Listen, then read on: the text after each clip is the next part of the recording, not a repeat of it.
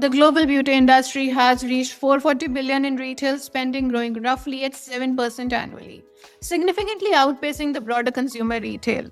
This expansion isn't merely cyclical resilience during economic uncertainty, it reflects a structural transformation in who buys the beauty products, what are they buying into, and how brands are reaching them.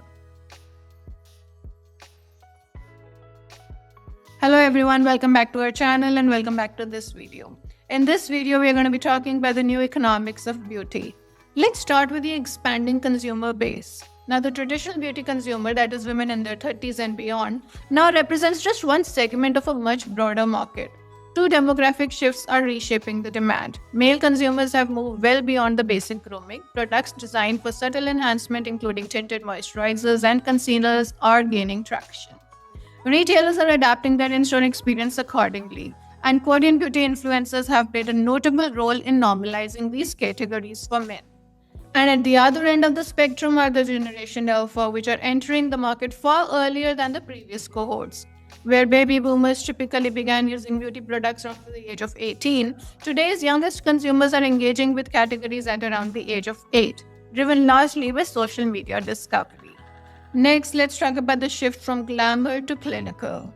The consumer preferences have shifted decisively towards ingredient transparency and efficacy claims. The success of brands built around high concentration active ingredients at accessible price points signals a broader move away from aspirational marketing towards what might be called dermatologist credibility.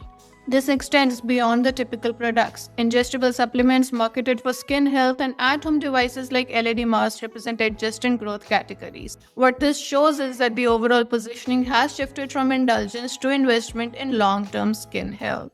From clinical, now let's move to the medicalization of beauty. Perhaps the most significant structural change is the blurring boundary between beauty retail and medical aesthetics. The non-surgical procedures, for example, injectables, chemical treatments, laser therapies reached over 20 million globally in 2024, up nearly 40% from 2020. The high-end clinics are increasingly integrating dermatological consultations, diagnostic testing, and prescription treatments alongside traditional services. The consumer mindset has evolved from addressing visible concerns to optimizing underlying health markers. And then we also have seen consolidation and merger and acquisition within the space. Besides this, we have also seen regular consolidation and merger and acquisition activity. The industry's major players are responding through aggressive acquisition strategies, and recent deals illustrate the pattern. Elf Beauty acquired a celebrity-founded makeup brand for more than $1 billion. Estee Lauder absorbed the leading clinical skincare brand. L'Oreal took majority control of a science-focused skincare company and increased its stake in Swiss aesthetics and dermatology business to 20%. Both P&G and Unilever have pursued their own acquisition programs. As always, the reason for consolidation and merger and acquisition activity is that scale provides leverage over retail distribution and funds the marketing expenditure required to compete. We are also seeing that Western incumbents are facing competitive pressure in China from domestic brands and are consolidating their positions in North American and European markets. So given all this, what are the investment implications? Now, the beauty sector offers several characteristics attractive to long-term investors.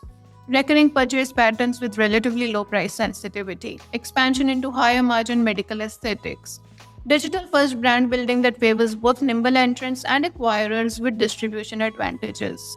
And lastly, the demographic tailwinds from both ends of the age spectrum.